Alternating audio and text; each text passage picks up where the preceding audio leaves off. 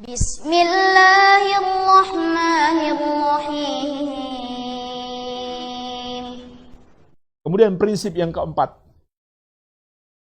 prinsip yang sangat penting yang dapat mencegah musibah atau menghilangkan musibah itu apabila sudah terjadi, yaitu ar-ruju' ilallahi azza wa jalla. Kembali kepada Allah, bertobat kepadanya, menyadari, mengakui kesalahan-kesalahan kita, dosa-dosa kita. Maka ketahuilah jemaah sekalian, ini adalah sebab dicegahnya musibah menimpa kita atau dihilangkannya.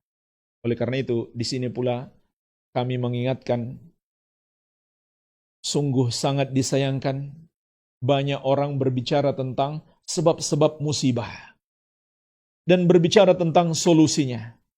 Tapi semua yang mereka bicarakan atau mayoritasnya hanya yang lahiriah saja. Sebab-sebab musibah atau sebab-sebab wabah misalkan, karena ada orang pergi ke luar negeri, kemudian terjangkit di sana, lalu balik dan menjangkit orang di negerinya, menularkan kepada keluarganya, dan seterusnya. Lalu mereka berbicara tentang solusinya. Orang itu harus dicari, orang itu harus dikarantina, dan seterusnya. Mereka lupa sebab utama dari terjadinya musibah dan solusi utamanya. Maka ketahuilah jemaah sekalian, Allah Azza wa Jalla telah mengabarkan kepada kita, sebab utama terjadinya berbagai musibah dan malapetaka adalah dosa-dosa kita. Dan solusi terbaik adalah dengan bertobat kepada Allah Azza wa Jalla. Dalam surat Ar-Rum ayat ke-41, Allah Tabaraka wa Ta'ala menegaskan, "Zaharal fasadu fil barri wal bahri bima kasabat aydin nas liyudhiqahum ba'dalladzi 'amilu la'allahum yarji'un." Telah nampak berbagai macam musibah dan malapetaka di daratan dan di lautan. Ini mencakup semua musibah dan malapetaka. Akibat dosa-dosa yang dilakukan oleh manusia, Allah timpakan kepada mereka agar mereka rasakan sendiri sebagian dari akibat perbuatan mereka. Tujuannya apa? La'allahum yarji'un, agar mereka bertobat. Perhatikan jemaah sekalian, Allah jelaskan sebab terjadinya musibah karena dosa dan tujuannya agar manusia bertobat sehingga Allah hilangkan musibah tersebut. Dalam surat Asy-Syura ayat ke-30, Allah Azza wa Jalla berfirman, "Wa ma asabakum min musibatin fabima kasabat aydikum wa ya'fu an katsir." Tidak ada satu musibah pun yang menimpamu, melainkan akibat dosa-dosa yang kamu lakukan. Dan Allah telah mengampuni banyak dari dosamu. Subhanallah. Hanya sebagian dosa kita. Allah Maha Pengampun. Banyak dosa kita diampuni oleh Allah. Hanya karena sebagian dosa kita ditimpa musibah. Bagaimana kalau semua dosa? Maka kita tentu akan binasa. Jadi jemaah sekalian, ini pengabaran dari Allah. Harus diperhatikan. Oleh karena itu, para pemimpin dahulu, sahabat yang mulia contohnya Umar bin Khattab radhiyallahu anhu, ketika terjadi gempa di masa beliau, apa yang beliau lakukan? Pertama sekali yang beliau lakukan adalah menyuruh masyarakat untuk bertobat. Bukan beliau suruh teliti, apa sebabnya terjadi gempa ini? Apa ada lempengan yang bergeser di laut? Atau ada fenomena alam begini dan begitu? Tidak jemaah sekalian. Tidak masalah kita melakukan penelitian-penelitian itu, tapi ketahuilah, itu bukan sebab utamanya. Bukankah itu semuanya juga takdir Allah? Terjadinya berbagai macam musibah dan malapetaka, itu kan semua takdir Allah.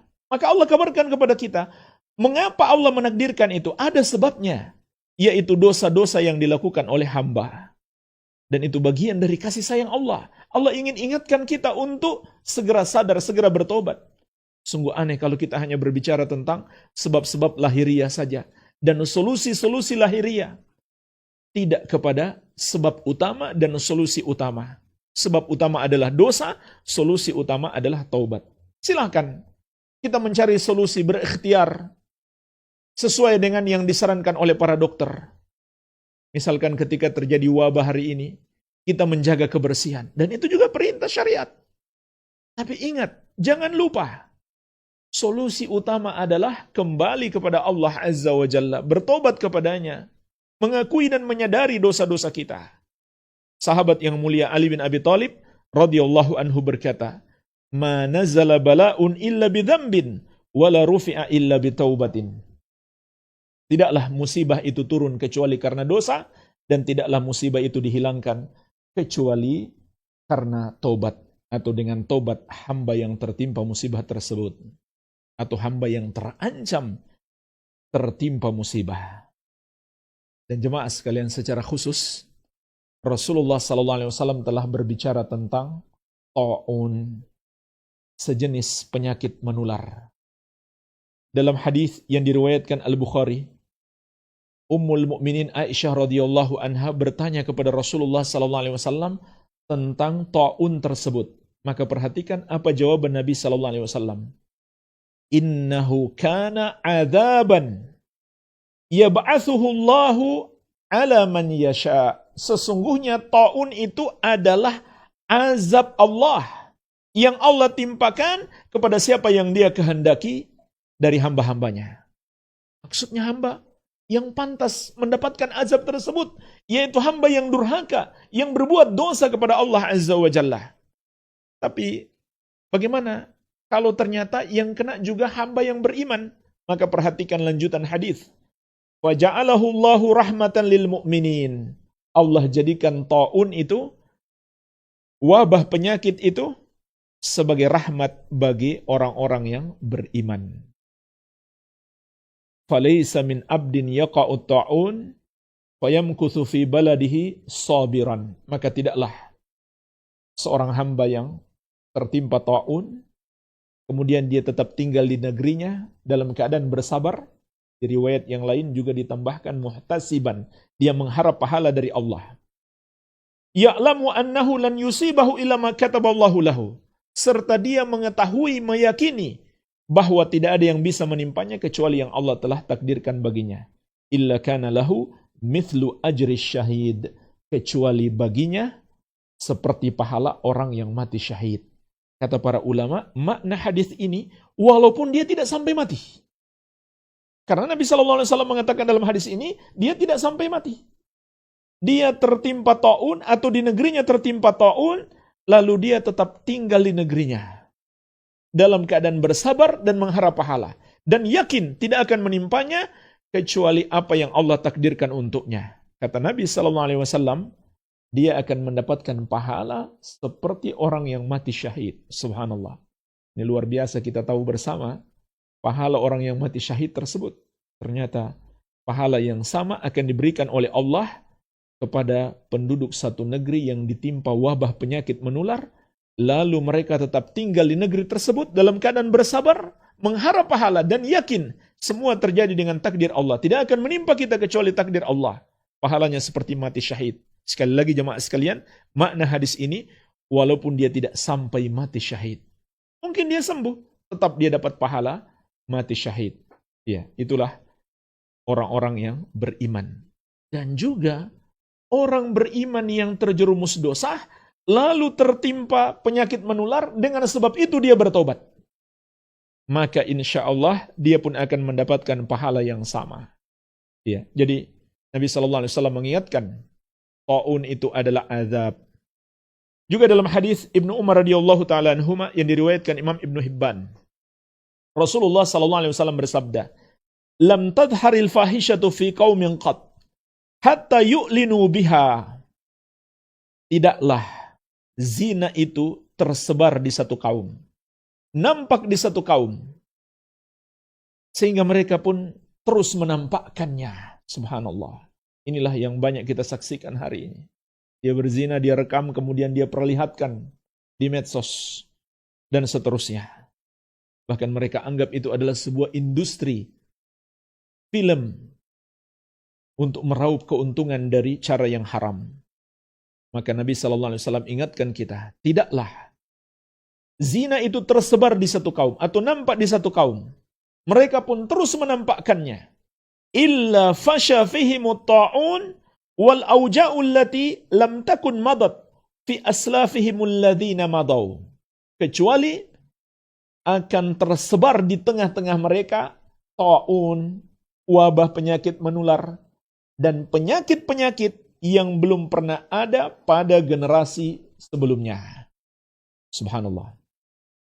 Inilah jemaah sekalian, pengabaran dari wahyu Allah melalui lisan Rasulullah SAW tentang sebab munculnya wabah penyakit menular dan penyakit-penyakit yang belum pernah ada sebelumnya, yaitu karena perbuatan dosa yang kita lakukan. Dalam hadis Ibnu Abbas radhiyallahu taala anhuma yang diriwayatkan Imam Al-Hakim, Rasulullah SAW bersabda, "Idza dhahara zina war riba fi qaryatin faqad ahallu bi anfusihim adzaballah." Apabila zina dan riba muncul di satu kaum atau di satu daerah, maka sungguh penduduk daerah tersebut telah menghalalkan azab Allah untuk mereka. Begitu pula jemaah sekalian, Rasulullah SAW juga berbicara khusus tentang musibah karena khamar, musik, dan nyanyian. Dalam hadis yang diriwayatkan Imam Ibnu Majah dari sahabat yang mulia Abu Malik Al-Asy'ari radhiyallahu anhu, Rasulullah SAW bersabda, "La yashrabanna nasu min ummatil khamra yusammunaha bighairi ismiha." Sungguh benar-benar akan ada segolongan dari umatku yang minum khamar. Lalu khamar itu mereka namakan bukan dengan namanya yang sebenarnya. Mereka namakan angker bir. Macam-macam namanya. Nama-nama yang kedengarannya bagus.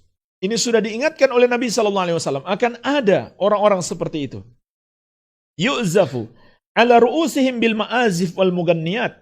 Kepala-kepala mereka bergoyang-goyang dengan alat-alat musik dan para biduan wanita. Ini juga mencakup biduan laki-laki, sama terlarang. Begitu pula alat-alat musik. Maka apa yang akan terjadi ketika itu? Yakhsifullahu bihimul ard wa yaj'alu minhumul qiradata wal khanazir. Allah akan tenggelamkan mereka ke dalam bumi, menjadikan di antara mereka kera-kera dan babi-babi. Maka ingatlah jemaah sekalian, semua hadis-hadis ini menunjukkan musibah dan malapetaka terjadi karena dosa-dosa. Oleh karena itu tidak ada solusi terbaik kecuali kita kembali kepada Allah, bertobat kepadanya. Baik, ini yang keempat.